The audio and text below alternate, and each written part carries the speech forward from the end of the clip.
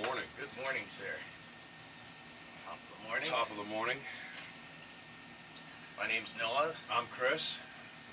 This is the second version of the Basement Variety Show. We'll see how this goes. Longtime buddy of mine, 23 to 25 years now. We're that old now. Yeah, we're that old now. We're that old. Yeah, we're old bastards. We met each other through playing music, introduced by a couple of friends, and told that we'd make a good match. And somehow through the years, we've always managed to work on music together. And it's become a brotherhood. Couldn't ask for anything better. Yep. So, we'll start our breakfast right here. Break the ice. Little bourbon for breakfast. Bourbon for breakfast. Kids don't do this at home.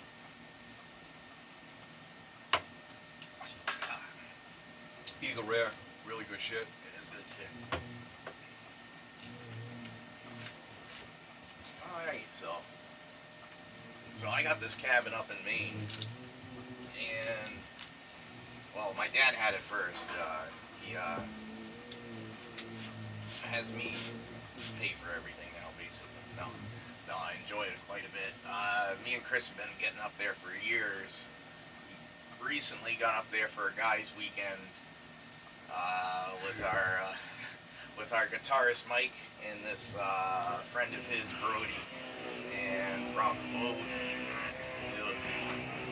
It was a good weekend. Yeah, to say we had a good time, it was borderline too much fun. Yeah.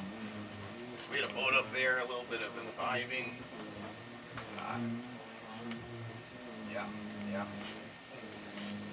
It's comical how he keeps talking about when we go out fishing, especially when we were up there, he wanted to go fishing, but he wants to have the radio in that thing. He spent $600 on a radio for a bass boat.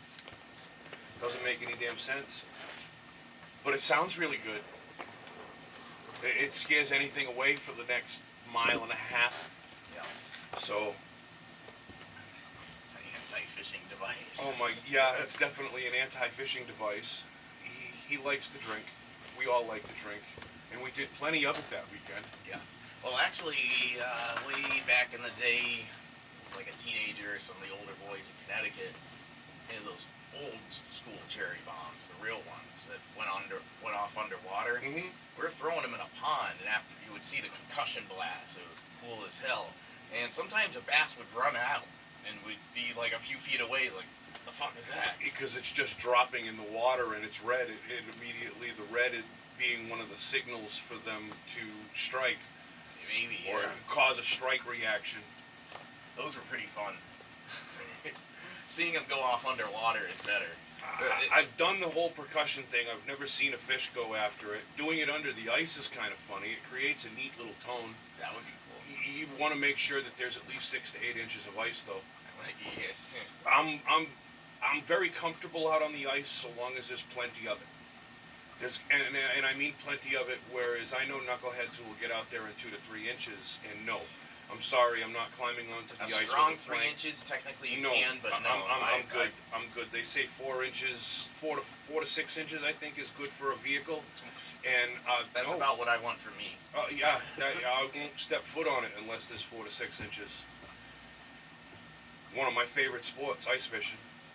That's something that we've always wanted to do, but still haven't gotten a chance to do up at the cabin. Of course, the fact that it's only pre-season at the current moment in time has been the only limitation. That would be nice because you can sit on the porch, sit there and watch everything right there at the glass. Right there. Stay nice and warm. Oh yeah, this is ice fishing. Yeah. No, I'm talking go out, have a fire on the ice, cook on the ice, the whole nine. Be out there for the day. There must be a cheaper pop-up style at least to break the wind if it's bad. If you got a nice day out, it's awesome. You never got an opportunity to see the really nice one that I had, and I had a really good Eskimo setup for a little while. It was a complete rig where it came with a sled, a gas-powered 2-stroke auger that was a smaller version but a very powerful one, and a little 3-point fold-out chair stool and the overhead thing, it was $400 through Cabela's. It was a really, really nice setup, and unfortunately had the damn thing stolen, but, you know, life happens. Yeah. Not gonna fringe over that kind of crap. I still got plenty of ice fishing stuff, and I still get out there, so my complaint is null. That would be nice. Get the cabin for a season. You can pick up, and people, it's funny because you don't need much. And you can actually spend less money by picking yourself up one of the regular all-season ones. You know, like a hunting version pop-up, just a camouflage one. I mean, you save yourself a couple of $100 by getting it just a hunting one, but it's all the same shit. So when you have it together, all you need is a little lantern, a regular Coleman lantern, one that takes propane, and light that up inside, and within a few minutes, it's like 60, 70 degrees in there. Yeah, I don't think you ever met my coworker Sean. He's big on the ice fishing. He just prays for cold weather.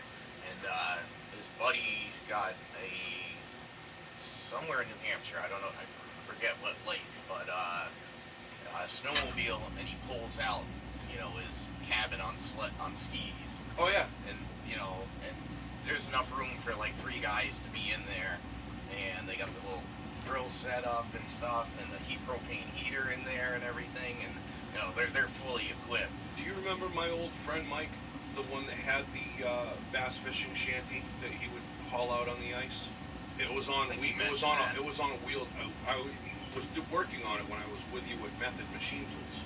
I remember you mentioned. I was rebuilding the axle when I was there.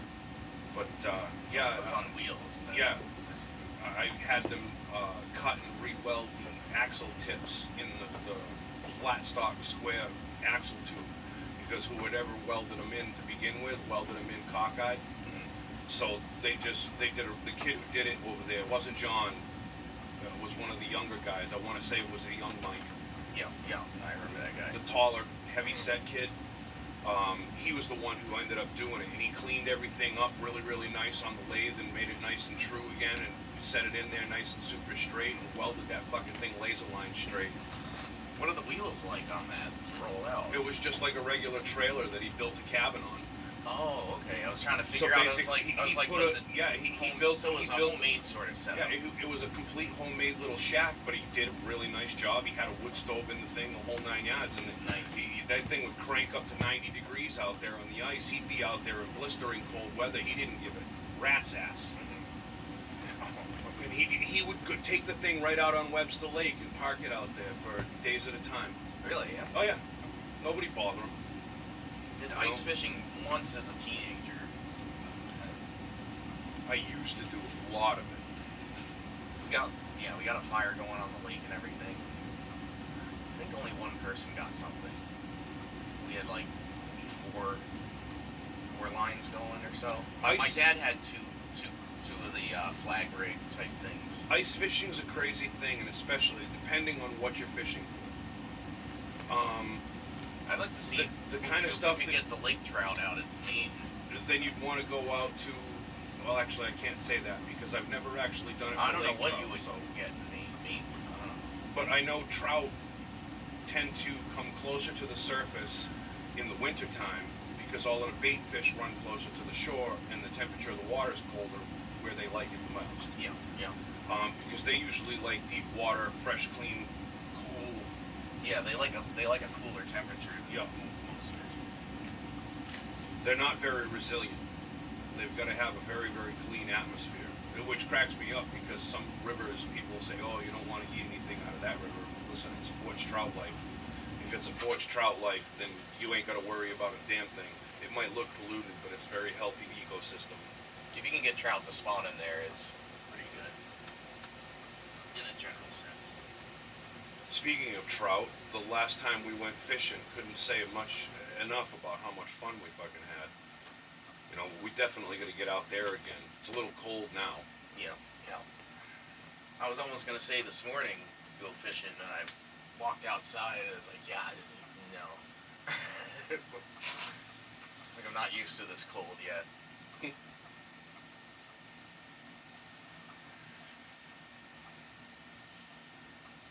Yeah, the frost this morning didn't really bother me. It was a shock at first, but I get along good with the cold. I'm learning my as I get older to just put up with it, bundle up, go outside, and go do something. Mm-hmm. Because I always end up a hermit during the winter. Get inactive, eat lots of holiday meals. Which is kind of funny because I'm just the opposite. I'm usually outside doing shit constantly. God, it's something in my eye. One of the things I actually take a lot of pride in and enjoy here in the neighborhood is I usually go up the street and grab the neighbor's snowblower. Him and I have an agreement. You know, he lets me use the snowblower to take care of everybody down here, and I just do his driveway when I go up and grab it. Yeah. So I do his driveway first, and then come down the street and I do our driveway, for us and the neighbors, and then I'll go across the street and I'll take out theirs. Now they're usually already shoveling, but I'll take out the heavy ridge of snow up against the edge of the road for them with the snow blower. Same thing with Mary Ellen and Ken. I'll take care of all of their, I love doing it. And it's just, I could be outside for 10 hours and I might complain about my back a little bit, but at the end of it all, I feel really good about having done it, so. Yeah, back in the day, my old neighbor Mike, he was that way. He'd get the snow blower going, he'd get enough of us done just so we could get out, and then he went to town. We had the old couple behind us. They were together for, almost like 60, 70 years or something. They met when they were like 14, 15, dated, and was married their whole lives, and they were in their high 70s, and Mike would always do their driveway because their awesome. kids were like a couple towns over. And, Ken is touching 70. He's not quite there yet. Yeah. And, obviously he's got the CMT. He tries to do, he's got that self-pride. He doesn't want to give up, which I totally appreciate. I don't like giving up some of the things that I love doing either, but I'm getting older and I can't do them anymore. Life happens. But I try and help him out as much as I can when I can. I mean, my dad will be 70 next August. Yeah, but from what I understand, your dad looks like a brick shithouse right now. He's doing pretty damn well. So the contrast in comparison of what can get you in life sometimes. Yeah, no, from what I understand and what you've told me. He's been doing pretty well, yeah. Yeah. I can't wait to see him. I haven't seen him in a few years now. Do you want to come to dinner with us next Sunday with my dad? Sure. He's going to be down. Sure. Okay, cool. Love to, because I love your father. Aaron! Actually, maybe I'll take him to the grill. That's a great place. Yeah, fuck Everything in there is fucking good, so no matter what you get is good. Yep. Yeah, we'll do that then. Yeah. That'll be awesome. God, is Holly coming with him? Yeah. Good. Very good. Yeah. Now, where did Dad move to, or is he moving to? He hasn't moved. I think he's wanting to kind of stay in that house. I don't know, he's having mixed feelings on the fence either way. He's like, I really like this place. I don't like being so far away. Or far out. Get your pilot's license. He was working on that when we lived in Indiana. He got, must have racked up 20, 30 hours of flight time. Because he did that for a couple months. Crazily enough. He was pretty close, I think. I know my father's has his pilot's license for small aircraft. I forget what he's rated at. And crazily enough, I just learned recently that the guy I work for has his pilot's license and is going for upgrades on his license because he just bought an aircraft recently. The guy's doing well for himself. He's doing well for himself, and I'm very, very happy working for him because he's just such a laid-back guy. He understands life happens. I set my own schedule, even though I go up there and I bust my tail, as often as I can. You know, I'm up there every single day putting in usually about 8 or 9 hours. You know, depends. But yeah, and pays me damn good money to do so. Yeah. Thanks. Yeah, life has been very, very good recently, and I can't say enough how much I appreciate that. It's always a good thing. Oh yeah. Now, life's definitely had its ups and downs, but the downs aren't what you look toward. You know, I spend a lot of time looking at the downs. There's no good in it.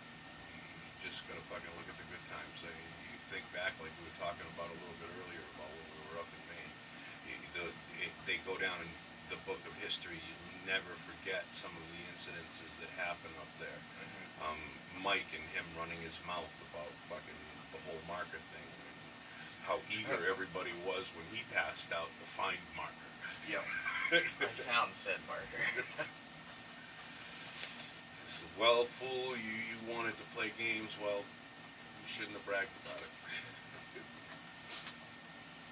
Play silly games, win silly prizes. That's right.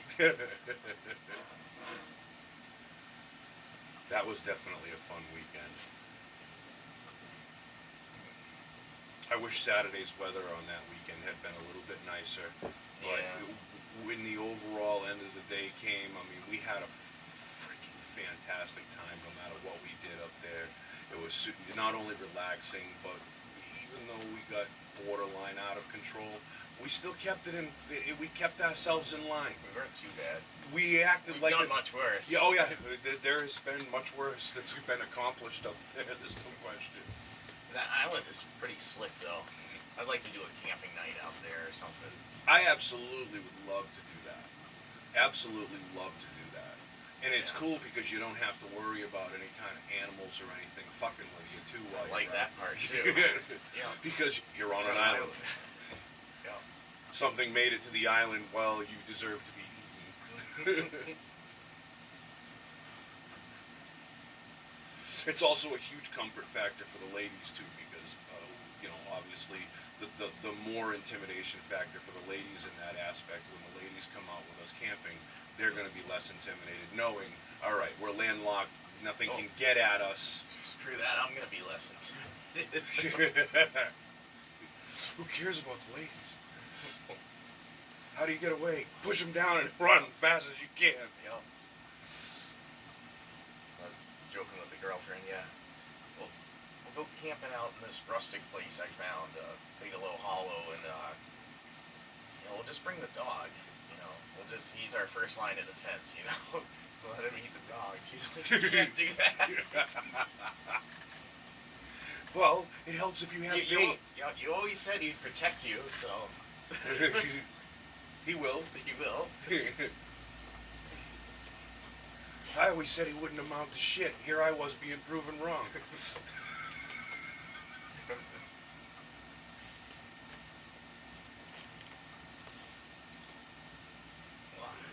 Just be happy he protected you, honey, and yell at the bear. I hope he gives you the shits. I know. I really want to do that rustic camping. It's just it's that bear, large animal thing. Obviously, I would have bear mace with me, like a can, and a handful of other things. You know, maybe even a sidearm if I. You'd want to, depending on what country what kind of backcountry you were in. Yeah. You would definitely want to carry a sidearm as, at the end. And a higher caliber sidearm, I imagine. Too, yeah, because anything small is just going to piss it off. Yeah. And for the record, and then a little bit of training on, you know, a gun range, and you know, you need to practice how to shoot the thing. Only BB guns. That was about it. It was a 22. It was an explanation given to me. I forget where. It was a long time ago. But from what I understand, small caliber weapons, and the reason it pisses a bear off and sends them charging at you. That's what I hear. Isn't. I almost think bear spray would be better. A lot of people think that just the sound is what does it when you fire at them, but no, they're running away from the pain because the bullet penetrates and hurts the other side first because it happens so fast. The initial pain because of the size of the animal, scientifically, I don't know how it all goes down, but it's supposed to, from what I understand, scare the bear to the point where it runs away from the pain. Because the echo, it can't differentiate what direction the echo comes from immediately. So it starts running away from the pain, which puts you right in its path.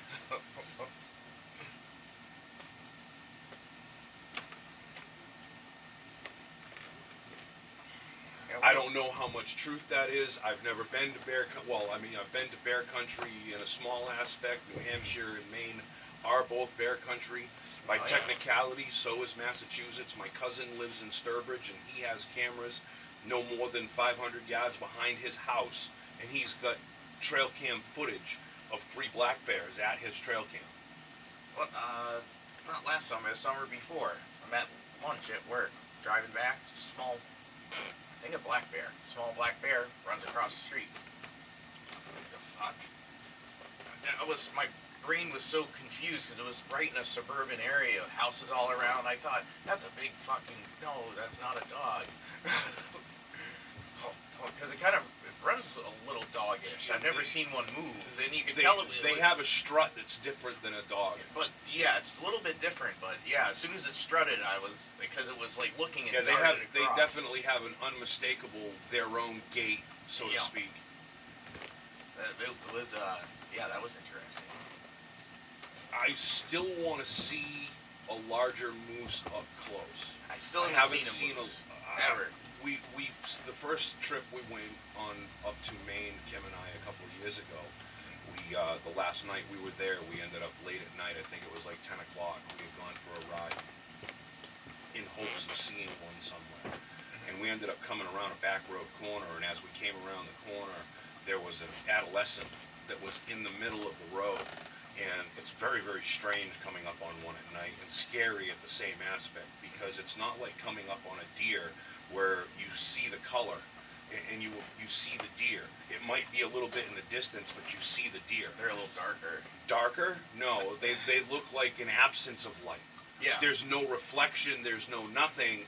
It's literally almost like a black silhouette of seeing something that... It's gotta be why they're more There's dangerous. an outline of something that's not there. Where the hell...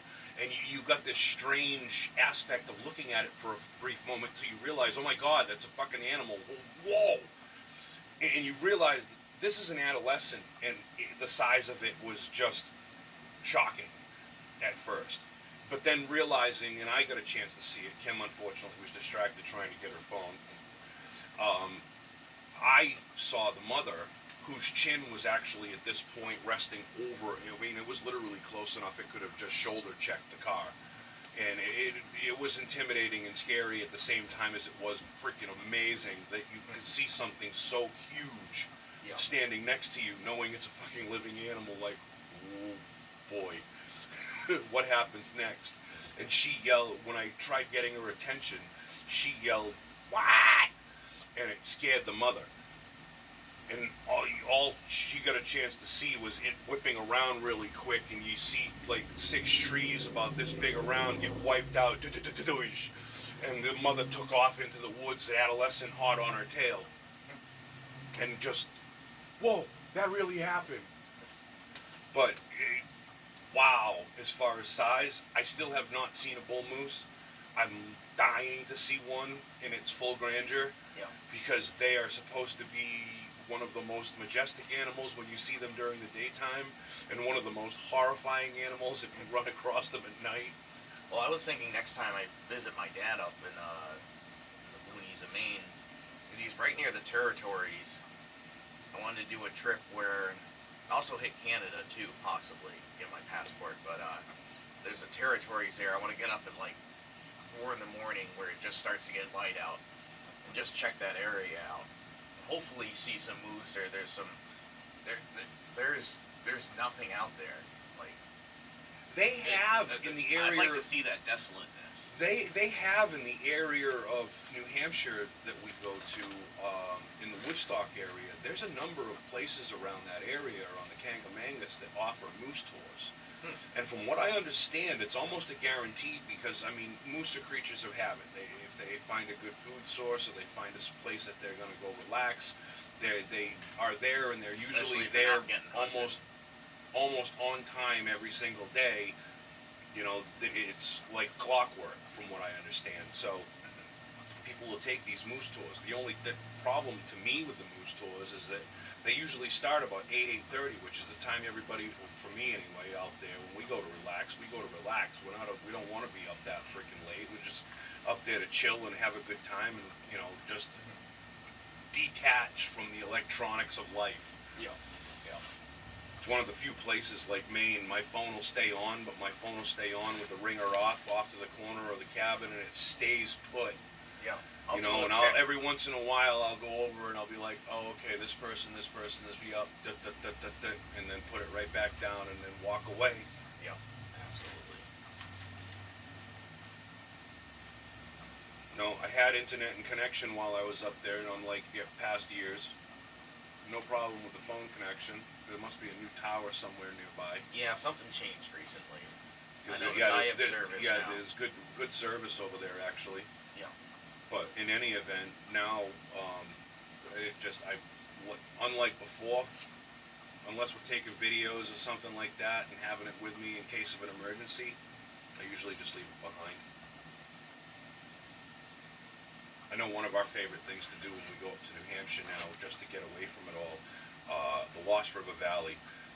If you drive up the road, I forget what route it is, but you go up this road and it goes right up against the edge of the Lost River, which is basically a mountain that's got the glacial cutouts of the river that have been flowing for so many years that the rock formations have those really, really cool tunnels and twists and turns and contours of one massive slab of rock. You can just see all of the spots where it's been cut out for tens of thousands of years.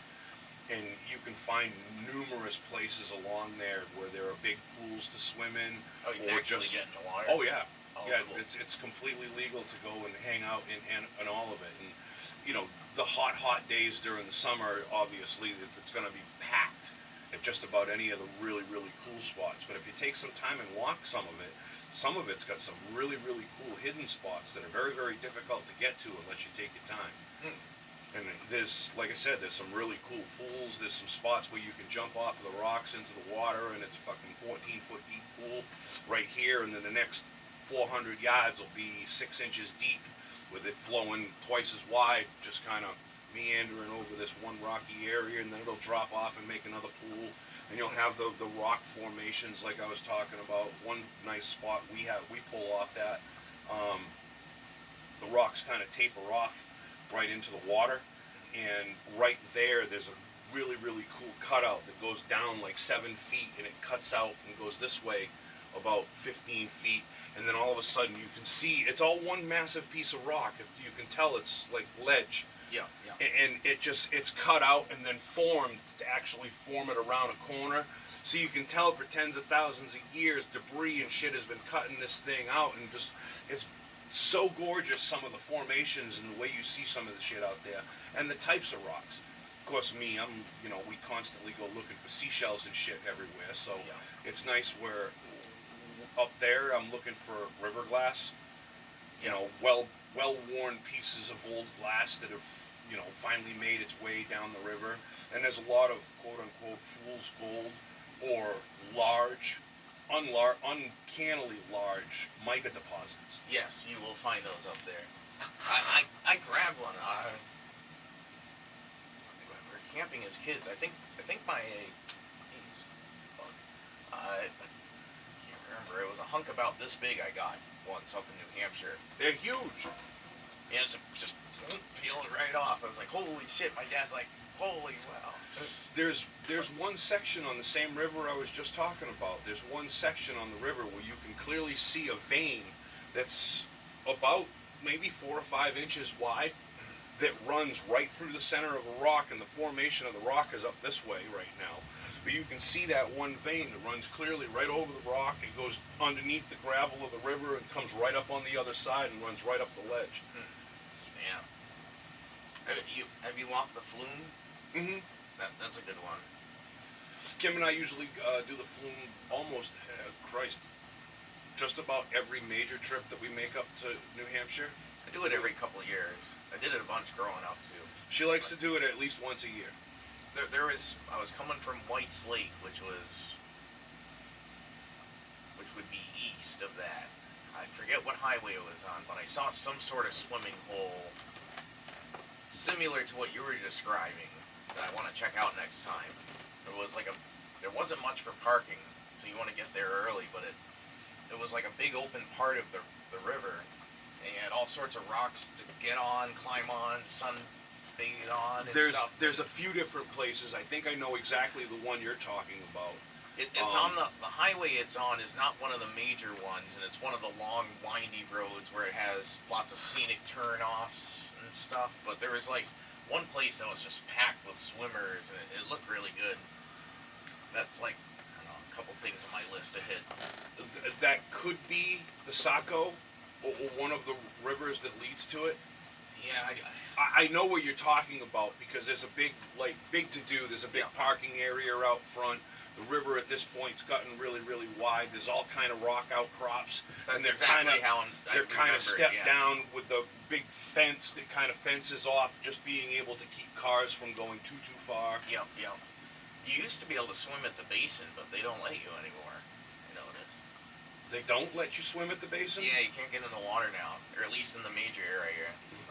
Really? Yeah, I was pissed Another off. spot that I've been to once with friends.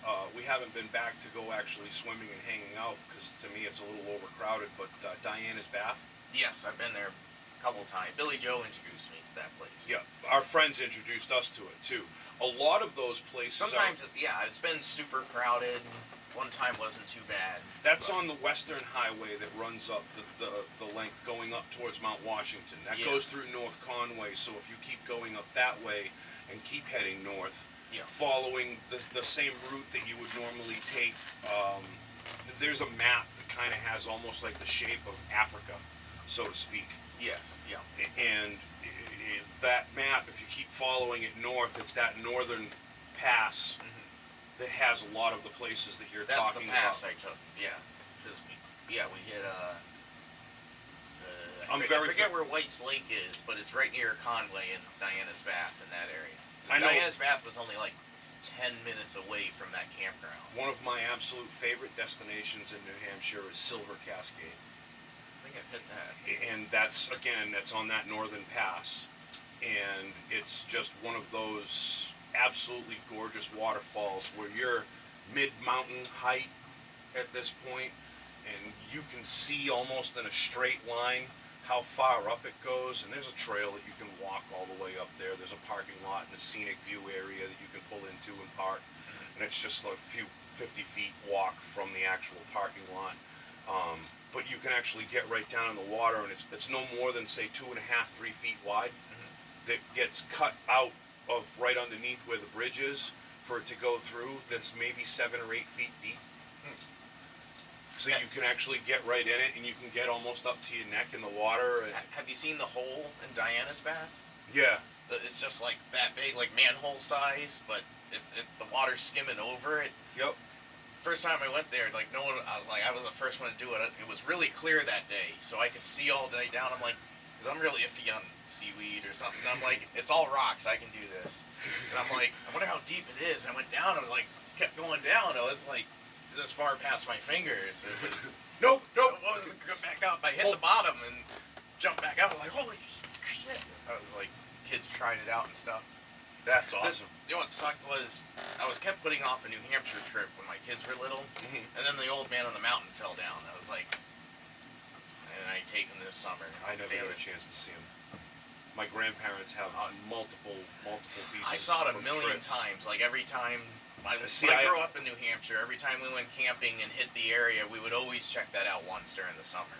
Crazily enough, I can remember being young, going on only one ride up to Vermont, but my parents weren't big on taking myself and my sister to any long trips like that. The only ones that I remember really young was Canada, and that was an absolute nightmare. Yeah, that was a lot of fun. I was young, but I still remember it vividly, and it was not so much. It rained, I think, 98% of the time that we were there, and everybody was fucking miserable. And of course, we were in a pop-up. Yeah, not fun. I had that one time camping. It rained for like 4 days. The only thing that made it okay was we had another family with kids.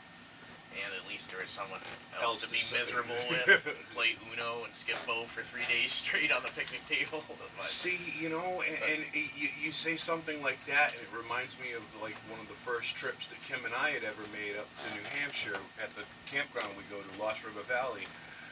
Is that the cabin and stuff? We rented one of the cabins, and it was our first time up there. Well, one of the nights, I think it was Saturday night into Sunday, it had rained.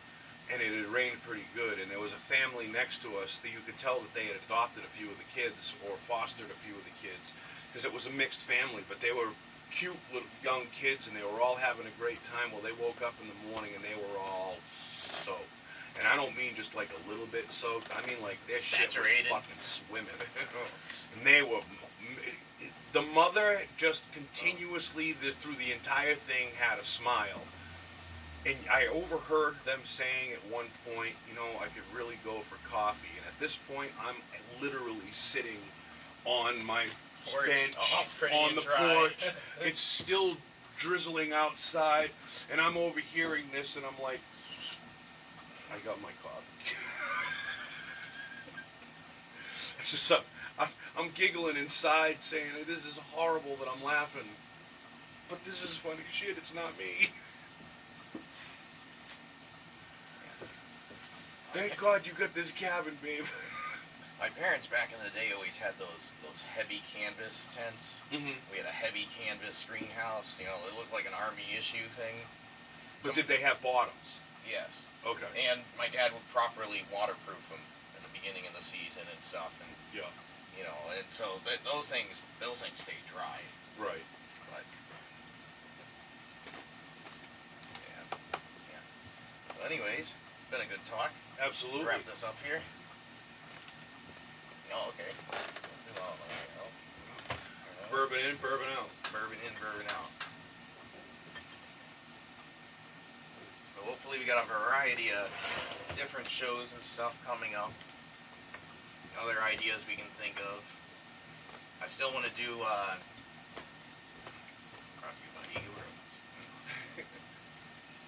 Cheers.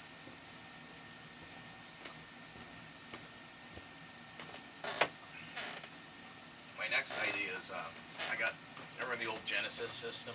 Mm-hmm. I got a bunch of games that my brother has not seen since I was a kid playing them. So I just happen to have a complete Sega Genesis, the dual. It takes the game cartridges and the CDs. Oh. Well, and I've got that in a box somewhere. I got a handful of games that I have that I played as a kid that my brother has not seen since then. So I want to do a little podcast where it's reaction. Okay. I don't show them the cartridge, just put it in, turn it on, they'll be like, oh, the fuck it. Holy crap! I played some of those, some they hold up a little bit. I think I've got 3 or 4 good controllers for it, too. Yeah, I got 2 that work. Anyways, cheers. Been fun. Absolutely, We'll do this again soon. Yes, sir. Have a good evening.